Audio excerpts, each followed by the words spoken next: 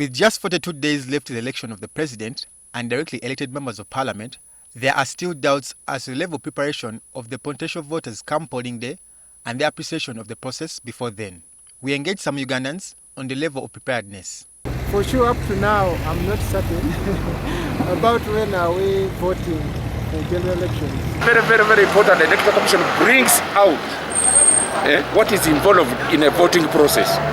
This has not been fully done because there is no single material or education or Electoral Commission official who has come to educate. Even us who have been voting, things change. The awareness of the polling day for other elective positions is also questionable.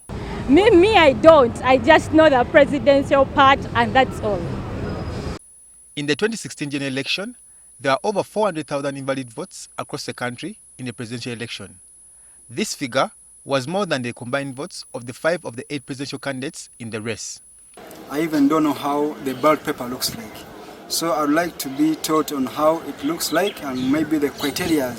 How can I be ticking to make my vote valid? Because sometimes when you tick wrongly, the vote can become invalid.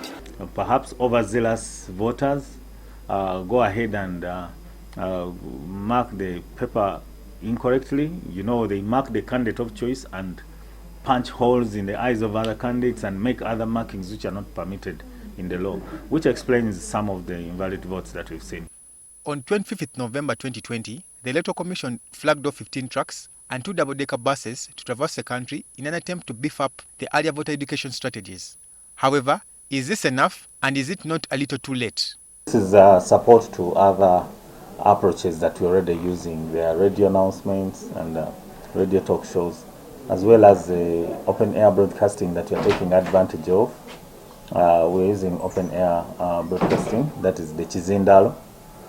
We have parish supervisors in every parish of Uganda, as well as sub-county supervisors who are engaging the local, radio, community radios. According to data from the Electoral Commission, in the 2016 general election, 71.3% of the registered voters in Western Uganda kept away from the ballot. In Northern Uganda, 66.3% voters did not turn up on the polling day. South and Central, 62%, Eastern Region, 69.8%, West Nile, 68.7%, and Karamoja, 72.8%. Raymond Tamale, NTV.